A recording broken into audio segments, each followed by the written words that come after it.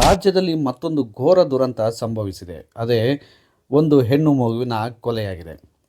ಇತ್ತೀಚಿನ ದಿನಗಳಲ್ಲಿ ನಾವು ಗಮನಿಸ್ತಾ ಹೋದರೆ ರಾಜ್ಯದಲ್ಲಿ ಒಂದಲ್ಲ ಒಂದು ಕಡೆ ಈ ಹೆಣ್ಣು ಮಕ್ಕಳ ಮೇಲಿನ ಅತ್ಯಾಚಾರ ಹಾಗೆ ಕೊಲೆಯಂಥ ಪ್ರಕರಣಗಳು ಬೆಳಕಿಗೆ ಬರ್ತಾನೇ ಇದ್ದಾವೆ. ಇಂತಹ ಪ್ರಕರಣಗಳನ್ನ ಪೊಲೀಸ್ನವರು ಭೇದಿಸ್ತಾನೆ ಇದ್ದಾರೆ, ಹಾಗೆ ಆರೋಪಿಗಳನ್ನು ಪತ್ತೆ ಹಚ್ಚುವಲ್ಲಿ ಕೂಡ ಯಶಸ್ವಿ ಕೂಡ ಆಗ್ತಾ ಇದ್ದಾರೆ. ಅಂತಹದ್ದೇ ಒಂದು ಘಟನೆ ಸದ್ಯ ಈಗ ಹಾವೇರಿ ಜಿಲ್ಲೆಯ ರಟ್ಟಿಹಳ್ಳಿ ತಾಲೂಕಿನ ಮಾಸೂರು ಗ್ರಾಮದಲ್ಲಿ ನಡೆದಿದೆ. ಮೂಲತಃ ಸ್ವಾತಿ ಅನ್ನುವಂತಹ ಯುವತಿ ರಾಣಿಬೆನ್ನೂರಿನಲ್ಲಿ ಖಾಸಗಿ ಆಸ್ಪತ್ರೆಯೊಂದರಲ್ಲಿ ನರ್ಸ್ ಆಗಿ ಸೇವೆಯನ್ನು ಸಲ್ಲಿಸ್ತಿರ್ತಾಳೆ. ಈ ಯುವತಿಗೆ ಹಳ್ಳಿಕಾರ್ ಮೇಲೆ ತುಂಬ ಪ್ರೀತಿ ಇರುತ್ತೆ. ಅಂದರೆ ಎತ್ತಿನ ಗಾಡಿ ರೇಸ್ ನಡೆಯುವಂತಹ ಸ್ಥಳಗಳಿಗೆ ಹೋಗುವಂಥದ್ದು, ಹಾಗೆ ಆ ರೇಸನ್ನು ನೋಡಿ ಎಂಜಾಯ್ ಮಾಡುವಂತಹ ಒಂದು ಮನೋಭಾವ ಅವಳಲ್ಲಿ ಮನೆ ಮಾಡಿರುತ್ತೆ. ಹಾಗೆಯೇ ಆಕೆ ಹೋದಂತಹ ರೇಸ್ನಲ್ಲಿ ನಯಾಜ್ ಹಾಗೆ ವಿನಯ್ ಮತ್ತು ದುರ್ಗಾಚಾರಿ ಅನ್ನುವಂತಹ 3 ವ್ಯಕ್ತಿಗಳ ಪರಿಚಯ ಆಕೆಗೆ ಆಗುತ್ತೆ. ಹಾಗೆಯೇ ಈ ರೇಸ್ನಲ್ಲಿ ಪರಿಚಯದಂತಹ ಈ 3 ವ್ಯಕ್ತಿಗಳ ಜೊತೆ ಉತ್ತಮವಾದ ಒಡನಾಟವನ್ನು ಈಕೆ ಹೊಂದಿರ್ತಾಳೆ. ರೇಸ್ ನಡೆಯುವಂತಹ ಜಾಗಗಳಿಗೆ ಈಕೆ ಹೋದಂತಹ ಸಂದರ್ಭದಲ್ಲಿ ಅವರು ಕೂಡ ಬರ್ತಾಯಿದ್ರು. ಅವರು ಕೂಡ ತಮ್ಮ ಎತ್ತುಗಳನ್ನು ರೇಸಿಗೆ ಇಳಿಸ್ತಾಯಿದ್ರು.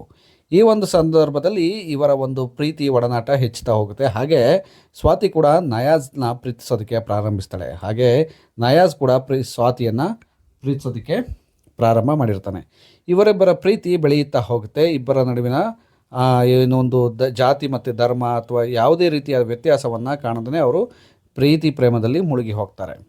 ವೀಕ್ಷಕರ, ಅಸಲಿಗೆ ಈ ಒಂದು ವಿಚಾರವನ್ನು ಯಾಕೆ ಹೇಳ್ತಾ ಇದ್ದೀನಿ ಅಂತಂದರೆ, ಇತ್ತೀಚಿನ ದಿನಗಳಲ್ಲಿ ನಾವು ಧರ್ಮಗಳ ನಡುವೆ ಮತ್ತು ಹಾಗೆಯೇ ಜಾತಿಗಳ ನಡುವೆ ವಿವಾಹವನ್ನು ಆದಂತಹ ದಂಪತಿಗಳನ್ನು ಮರ್ಯಾದೆ ಹತ್ಯೆಯನ್ನು ಮಾಡೋದನ್ನು ನಾವು ಕಂಡಿರ್ತೇವೆ. ಹಾಗೆಯೇ ಅದಕ್ಕೊಂದು ವಿಭಿನ್ನ ಕೇಸಾಗಿ ಇದು ನಿಲ್ಲುತ್ತೆ. ಯಾಕೆಂದರೆ ಸ್ವಾತಿ ಮನೆಯಿಂದ ಕಾಣೆ ಆಗ್ತಾಳೆ. ಇದಾದ ನಂತರ ಸ್ವಾತಿಯ ತಂದೆ ತಾಯಿಗಳು ಒಂದು ಪೊಲೀಸ್ ಠಾಣೆಯಲ್ಲಿ ಒಂದು ದೂರನ್ನು ಸಲ್ಲಿಸ್ತಾರೆ, ನಮ್ಮ ಮಗಳು ಕಾಣೆಯಾಗಿದ್ದಾಳೆ ಅಂಥೇಳಿ. ಈ ವಿಚಾರವನ್ನು ಹರಿಸುತ್ತಾ ಹೊರಟಂಥ ಪೊಲೀಸ್ನವರು ವಿಚಾರಣೆಯನ್ನು ಮುಂದುವರಿಸ್ತಾ ಹೋಗ್ತಾ ಇರ್ತಾರೆ. ಮತ್ತೊಂದು ಕಡೆ ಏನಾಗ್ತಿರುತ್ತೆ ಅಂದರೆ, ಈ ಒಂದು ಸ್ವಾತಿ ಮದುವೆ ಆಗುವಂಥೇಳಿ ನಯಾಜ್ಗೆ ಒತ್ತಡವನ್ನು ತರ್ತಾಳೆ. ಕಾರಣ ಇಷ್ಟೇ, ನಯಾಜ್ಗೆ ಆಗಾಗಲೇ ಮದುವೆ ಫಿಕ್ಸ್ ಆಗಿರುತ್ತೆ. ಈ ವಿಚಾರ ತಿಳಿದಂತಹ ಸ್ವಾತಿ ಏನು ಮಾಡ್ತಾಳೆ ಅಂದರೆ, ನಯಾಜ್ ನೀನು ನನ್ನ ಖಂಡಿತವಾಗಿಯೂ ಮದುವೆ ಆಗಲೇಬೇಕು ಅಂತೇಳಿ ಒತ್ತಡವನ್ನು ತಂದಂಥ ಸಂದರ್ಭದಲ್ಲಿ ಇವರಿಬ್ಬರ ನಡುವೆ ಒಂದು ಗಲಾಟೆ ಪ್ರಾರಂಭವಾಗುತ್ತೆ. ಈ ವಿಚಾರವನ್ನು ಅವಳು ಪ್ರಸ್ತಾಪವನ್ನು ಮಾಡಿದಂತಹ ಸಂದರ್ಭದಲ್ಲಿ ನಯಾಜ್ ತನ್ನ ಸ್ನೇಹಿತರಾದಂತಹ ವಿನಯ್ ಹಾಗೆ ದುರ್ಗಾಚಾರಿಯನ್ನು ಭೇಟಿ ಮಾಡಿ ವಿಷಯವನ್ನು ಸಂಪೂರ್ಣವಾಗಿ ಅವರಿಗೆ ಮನದಟ್ಟು ಮಾಡ್ತಾನೆ. ಅದಾದ ನಂತರ ಮೂವರು ಸೇರಿ ಒಂದು ಪ್ಲಾನನ್ನು ರೆಡಿ ಮಾಡ್ತಾರೆ. ಅದೇನಪ್ಪ ಅಂದರೆ, ಸ್ವಾತಿಯನ್ನು ಕೊಲೆ ಮಾಡುವುದಾಗಿ ಒಂದು ಯೋಜನೆಯನ್ನು ಸಿದ್ಧಪಡಿಸ್ಕೊತಾರೆ. ಹಾಗೆ ಸ್ವಾತಿಯನ್ನು ಸುವರ್ಣ ಪಾರ್ಕ್ ಅನ್ನುವಂಥ ಜಾಗಕ್ಕೆ ಕರೆದುಕೊಂಡು ಹೋಗ್ತಾರೆ. ಒಂದು ಬಾಡಿಗೆ ಕಾರಲ್ಲಿ ಅವಳನ್ನು ಕರೆದುಕೊಂಡು ಹೋಗಿ ಆ ಇಬ್ಬರ ನಡುವೆ ಮಾತಿನ ಚಕಮಕಿ ನಡೆಯುತ್ತೆ. ಹಾಗೆ ಅವಳನ್ನು ಅಲ್ಲಿ ಕ್ರೂರವಾಗಿ ಹತ್ಯೆಯನ್ನು ಮಾಡಲಾಗುತ್ತೆ. ತದನಂತರ ಆ ಬಾಡಿಗೆ ಕಾರಿನಲ್ಲೇ ಆ ಹೆಣವನ್ನು ಸಾಗಿಸಿ ದೂರದಲ್ಲಿರ್ತಕ್ಕಂತಹ ಕೆರೆಯಲ್ಲಿ ಎಸೆದು ಹೋಗ್ತಾರೆ.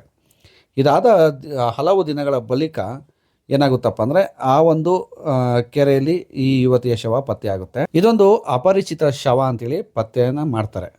ಸೊ ಇವರೇನು ಮಾಡ್ತಾರೆ, ತನಿಖೆಯನ್ನು ಮುಂದುವರಿಸೋದಿಲ್ಲ, ಶವ ಸಂಸ್ಕಾರವನ್ನು ಮಾಡಲು ಎಲ್ಲ ಸಿದ್ಧತೆಗಳನ್ನ ಮಾಡ್ಕೊಂಡಿರ್ತಾರೆ. ಇದಾದ ಬಳಿಕ ಪೋಸ್ಟ್ಮಾರ್ಟಮ್ ರಿಪೋರ್ಟ್ ಬರುತ್ತೆ. ಏನಪ್ಪ ಅಂತಂದರೆ, ಇದು ಆತ್ಮಹತ್ಯೆ ಅಲ್ಲ, ಇದೊಂದು ಕೊಲೆ ಅಂತೇಳಿ ರಿಪೋರ್ಟ್ನಲ್ಲಿ ವರದಿ ಬಂದಿರುತ್ತೆ. ಈ ಒಂದು ವರದಿಯನ್ನು ಪರಿಗಣಿಸಿದಂಥ ಪೊಲೀಸ್ನರು ತಮ್ಮ ತನಿಖೆಯನ್ನು ಚುರುಕುಗೊಳಿಸ್ತಾರೆ. ಇದಾದ ನಂತರ ಅವಳ ಮೂಲವನ್ನು ಕೆದಕ್ತಾ ಹೋಗ್ತಾರೆ. ಆಗ ಈ ಒಂದು ಹಳ್ಳಿಕಾರ್ ರೇಸಿನ ಬಗ್ಗೆ ಇರುವಂತಹ ಪ್ರೀತಿಯ ವಿಚಾರ ಅವರಿಗೆ ತಿಳಿಯುತ್ತೆ. ಇದಾದ ನಂತರ ಅವ್ರು ಏನು ಮಾಡ್ತಾರೆ ಅಂದರೆ, ಈ ರೇಸ್ನಲ್ಲಿ ನಡೆಯುವಂಥ ಎಲ್ಲ ವಿಚಾರಗಳು, ಅಂದರೆ ಎತ್ತಿನ ಗಾಡಿ ರೇಸ್ನಲ್ಲಿ ಎಲ್ಲೆಲ್ಲಿ ನಡೆದಿತ್ತು ಮತ್ತು ಇವಳ ಜೊತೆ ಯಾರ್ಯಾರು ಇರ್ತಾಯಿದ್ರು, ಇವೆಲ್ಲ ವಿಚಾರಗಳನ್ನ ಕಲೆ ಹಾಕಿದಾಗ ಸಿಗುವಂತಹ ವ್ಯಕ್ತಿಯೇ ಈ ನಯಾಜ್. ತದನಂತರ ಈ ನಯಾಜ್ನನ್ನು ಬಂಧಿಸ್ತಾರೆ. ಅದಂತರ ವಿನಯ್ ಹಾಗೆಯೇ ದುರ್ಗಾಚಾರಿಯನ್ನು ಸದ್ಯ ಶೋಧನೆಯಲ್ಲಿ ಇದ್ದಾರೆ.